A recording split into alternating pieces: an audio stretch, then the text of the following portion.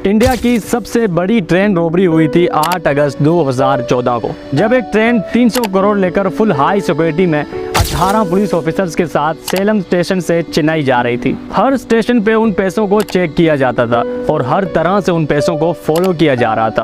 पर फिर भी जब ट्रेन अपने मंजिल पर पहुंची तो उन पैसों में से 12 करोड़ रुपए गायब थे। पूरी इंडियन पुलिस और एजेंसीज हैरान थे कि आखिर चलते हुए ट्रेन से इतने सिक्योरिटी के बावजूद कोई कैसे इन पैसों को चुरा सकता है। कुछ लोग पुलिस वालों पे शक कर रहे थे और कोई ट्रेन इंतजामिया पे शक कर रहा था। हर तरह से सबसे पूछताछ किया गया और हर तरह से उन पैसों को ढूंढा गया, पर कुछ भी पता नहीं चल सका उन पैसों के बारे में। आखिरकार 2 साल बाद नासा के हेल्प से उन चोरों को पकड़ा गया। आखिर किसने किया था ये चोरी और चलते हुए ट्रेन से पुलिस वालों की निगरानी में आखिर कैसे उन्होंने ये पैसे चुराए थे। ये कहानी शुरू होती है 8 अगस्त 2014 को। इंडियन रिजर्व बैंक ने एक मुसाफिर ट्रेन के 2 बोगियां बुक की थी। एक में पैसे रखे जाने थे और दूसरी बोगी में 18 पुलिस वाले बिठाए गए उन पैसों के हिफाजत के लिए। ट्रेन के रवाना होने से 2 घंटे पहले उन पैसों को ट्रेन में लोड किया गया। वैसे तो वो पैसे बॉक्सेस के अंदर रखे गए थे, पर उन बॉक्सेस पे इंडियन बैंक का मोहर देख के पूरा स्टेशन समझ गया था कि इन बॉक्सेस में पैसा, सोना, चांदी या फिर कोई कीमती सामान ही है। 2 घंटे बाद रात 9 बजे ट्रेन वहां से रवाना हुआ और सुबह 5 बजे ट्रेन ने चेन्नई स्टेशन पहुंचना था। पुलिस वालों की नजरें हर टाइम अगले बोगी पर ही थी। जरा सी भी अगर आवाज आती तो वो झांक कर अगले बोगी की तरफ देखते और हर टाइम वो चौकन्ना थे। और जिस भी स्टेशन पे ट्रेन रुकती, बैंक ऑफिसर्स पुलिस वालों के साथ मिलकर उन पैसों को चेक करते। चेक करने के बाद वापसी गेट को बंद करके सील किया जाता था। यहाँ तक सब कुछ सही चल रहा था और ट्रेन ने भी अपना आधा सफर तय कर लिया था। अब पुलिस वालों के दिल से भी डर निकल गया था। उन्होंने सोचा भला कौन चलते हुए ट्रेन से इन पैसों को निकाल सकता है। एक एक करके उन 18 में से 14 पुलिस ऑफिसर सो गए और जो बाकी 4 जाग रहे थे वो भी अपने मोबाइल्स में ही मसरूफ थे।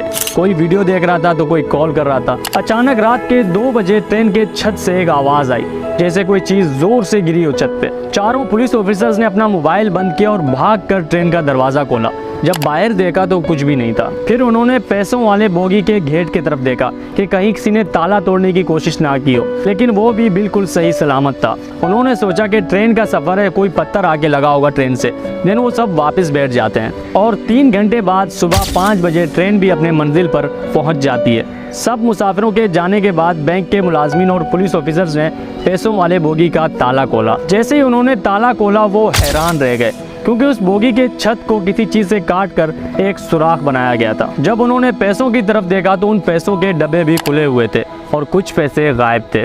बैंक ऑफिसर्स और पुलिस वाले हैरान थे कि आखिर कैसे कोई चलते हुए ट्रेन का छत काट कर इतने खामोशी से पैसे ले जा सकता है कि बिल्कुल साथ वाले बोगी में पुलिस ऑफिसर्स तक को खबर नहीं हुई। देखते ही देखते ये बात पूरे स्टेशन में फैल गई। एक चलते हुए ट्रेन से 12 करोड़ रुपए चुराए गए। 1 घंटे के अंदर अंदर पूरे मुल्क में ये बात आग की तरह फैल गई और हजारों की तादाद में पुलिस ऑफिसर्स और एजेंसी चेन्नई स्टेशन पहुंच गए थे। अब पूरे स्टेशन के हर मुसाफिर को चेक करना तो मुमकिन नहीं था, पर जो भी मशकूक लगता उसको रोक कर उससे पूछताछ किया जाता था, पर कुछ भी पता नहीं चला। अब सबका शक 3 जगह जा रहा था। या तो ट्रेन इंतजामिया मिला हुआ है उन चोरों से, या फिर मुसाफिरों में से कोई चोर है, या फिर जो 18 पुलिस ऑफिसर्स इन पैसों के हिफाजत के लिए बिठाए गए थे उन्होंने ही मिलकर ये पैसे चुराए। क्योंकि किसी के वहमो गुमान में भी नहीं था कि कोई चलते हुए ट्रेन पे चढ़कर ट्रेन का छत काट कर इतने आसानी से इन पैसों को ले जा सकता है। उन 18 पुलिस ऑफिसर समेत 2000 से ज़ायद लोगों से पूछताछ किया गया। जितने भी मुसाफिरों ने उस दिन उस ट्रेन में सफ़र किया था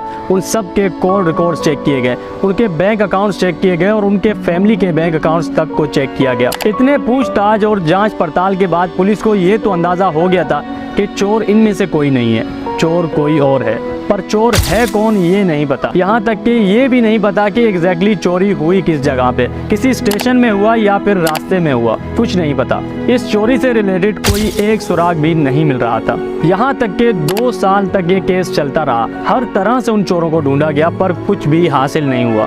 आखिरकार इंडियन गवर्नमेंट ने नासा से कांटेक्ट किया और उनको सारा मसला बताया और उनसे रिक्वेस्ट किया कि सैटेलाइट की मदद से देखकर बताएं कि ये चोरी एग्जैक्टली हुआ कहाँ है। नासा ने सैटेलाइट से देखकर बताया कि ये चोरी विंध्याचलम स्टेशन के करीब हुआ है। चलो 2 साल बाद कुछ तो पता चला और ये पुलिस के लिए एक बहुत बड़ा हेल्प था। पुलिस ने विंध्याचलम स्टेशन के करीब उस रात जितने भी फोन्स थे सबका डेटा निकलवाया हजारों नंबर्स सामने आए। लगातार 6 दिन तक पुलिस ने उन नंबर्स का डेटा चेक किया। उन हजारों नंबर्स में से एक नंबर ऐसा था जिस पे पुलिस को शक हुआ था। मोहन सिंह पारदी, एक जाना पहचाना डाकू जो पहले भी मुख्तलिफ केसेस में जेल जा चुका था। इसका उस टाइम वहाँ होना पुलिस को खटका, तो पुलिस ने फौरन ही मोहन सिंह पारदी के मोबाइल का कॉल हिस्ट्री निकाला। उसके मोबाइल से 8 ऐसे नंबर सामने आए जिनसे मोहन सिंह पारदी रात 11 बजे से लेकर 4 बजे तक लगातार राब्ते में थे। 70% पुलिस को ये कंफर्म हो गया था कि ये चोरी इसी ने ही किया होगा, या कम से कम ये शामिल होगा इस चोरी में। मोहन सिंह पारदी को ढूंढा जाने लगा। 3 दिन बाद मोहन सिंह पारदी को उसके 8 दोस्तों समेत एक घर के अंदर से अरेस्ट किया गया। पहले तो उसने मानने से इनकार किया कि ये चोरी इसने की है, पर कुछ टाइम बाद उसने मान लिया था कि ये चोरी उसने अपने 8 दोस्तों के साथ मिलकर किया था। उन्होंने बताया कि वो 8 दोस्त पहले किसी तरह ट्रेन पे चढ़े और फिर आराम से ट्रेन के छत पर चले गए। ताकि आवाज़ नहीं आए, उन्होंने गैस कटर की मदद से ट्रेन का छत काटा और एक बंदा अंदर भेजकर 12 करोड़ रुपए चुरा लिए। और ये इंडिया के तारीख का सबसे बड़ा ट्रेन रॉबरी था। ये था हमारा आज का वीडियो। आई होप आपको पसंद आया। मैं और आप मिलेंगे किसी एक नए वीडियो में, तब तक के लिए अपना बहुत सारा ख्याल रखें। अल्लाह हाफिज़।